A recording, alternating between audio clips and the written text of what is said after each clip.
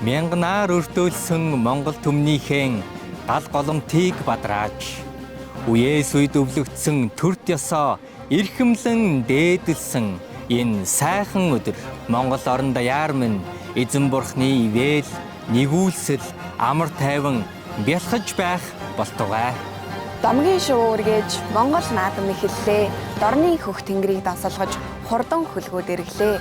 Дэлхийг дүүргэж дэвээд хүчит бөхчүүд гарлаа. Дээлтэй наадмын хойморт дархан ном ившлээ. Тулгар төрийн 2235 жил. Их Монгол улсын 820 жил. Үндэсний эрх чөлөө тусгаар тогтнолоо. Сэргээ мандуулсны 115 жил.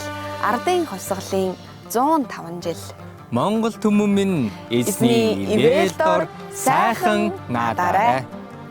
Барс арслангийн хүчтнүүд нь баруун зүүнээ магнайлан гарч, хурдан хөлгүүд нь тэнгэртээ тоосоо өргөж, эрхийн мэргэн харваачт нь ивэр нумаа хөвчлэн татсан, 93 наадамтай эв нэгдлээрээ хүчрхэг, амьд өвч болгоны ахан дүүс та бүхэндээ эзний ивэлтэй баярын мэндийг өргөн дэвшүүлье. Дийн гоон дуу тал нутгаар цуурайтаж, ном сумын эсгэрээ салхи зүсэн одноо. Бүхийн дивэ наадмын динжийг чимж, Монгол наадам дэлхийд ганцхан өв соёлоо бахархалтайгаар тунхаглана. Эзний хайр, инх амгалан, гэр бүл бүхэнд тань бялхаж, динж хотойтол сэтгэл дүүрэн сайхан наадаарай. Эр бэраараа эзнэн байж, ирмэг хурдаараа тодмагнаан байж, эрхийн мэргнээрээ түрүүнд нь байж, харин бүх алдар нь эзэн дөргөгдөж, нар асгарч хур тэгширсэн, хуур игшиглэж найр хөгжсөн Монгол наадам асуй. Морин хурдан байг, сум нь мэргэн байг, бүхэн хүчтэй байгэ. Харин гэр бүл бүхэн эзний амар тайвнаар дүүрэн байг. Та бүхэндээ эзэн бурхны ивэл, гэр бүлд тань баяр хөөр, амар амгалан эрүүлийнхийг хүсэн өрөөё. Хотол олноороо сайхан наадаарай.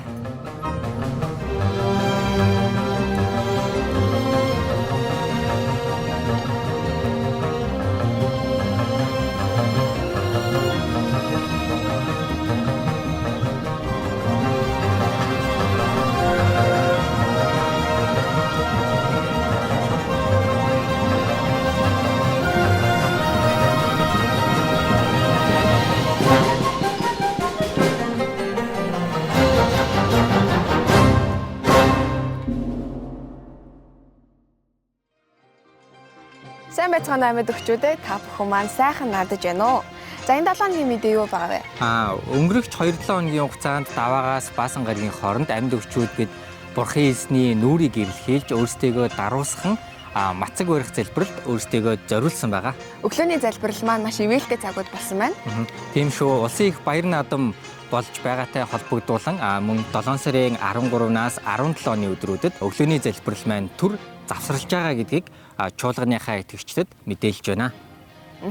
Тэгээ мөн 7 дугаар сарын 20-ны өдрөөс өглөөний залбирал маань хэвийн цагийн хуваарийн дагуу мөн үргэлжлэх байгаа. Үргэлжлүүлэн эдгээр баяр наадмын өдрүүдэд залбирал дотроо сэргийг байхыг уриалж байна.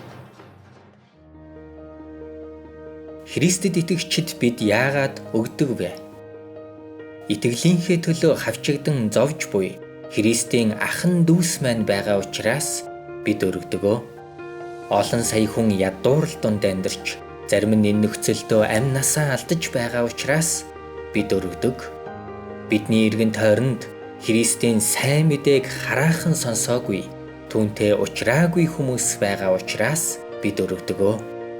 Бидний өргөсөн өргөлөөр дамжин хэн нэгэн Христийн хайрыг мэдэрч, сайн мэдээг сонсож болох учраас бид өргөдөг. Бид бурхны хаанчлалын үйл хэрэгт оролцохын тулд өргөдөг.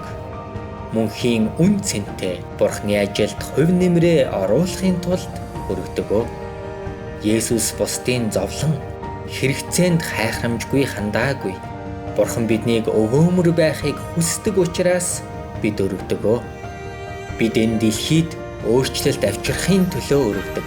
Мөн бурхан бидний өөрсдийн зүрх сэтгэлийг өөрчлөхийн төлөө өргөдөгөө. Бид мөнгийг хайрладаггүй. Бид цорын ганц үнэн бурхныг хайрладаг учраас өргөдөгөө. Бид мөнгөөр аврагдаагүй. Харин Христийн үнэлж баршгүй цусаар өндөр үнээр худалдан авагдсан учраас талархах сэтгэлээр өргөдөгөө. Бид эхлээд бурханд өгсөн учраас биш, харин бурхан эхлээд бидэнд өөрийн хүүг өгсөн учраас өргөдөгөө. Бурхан өөрийн нэгүүлсэл бидний төлөө хайраа хизээч зогсоохгүй. Тиймээс бид өргөдөгөө. Бид аврагдахын тулд өргөдөггүй. Бид аль хэдийн Христээр аврагдсан учраас өргөдөгөө. Бурханы хайр нэгүүлсэлд талархан баяртайгаар сайн дураараа итгэлээрээ өргөдөгөө. Хэрв та манай цуглаанд анх удаа хүрэлцэн ирсэн бол анхаарлаа хандуулаарай. Та цуглаанд дууссаны дараа 1-р игнэнд хүрэлцэн ирж сууно. Би танд чуулганыхаа талаар товч танилцуулах болно. Амьд үгийн мэдээнд анхаарал хандуулсанд баярлалаа. Та бүхэн минь сайхан наадаарай.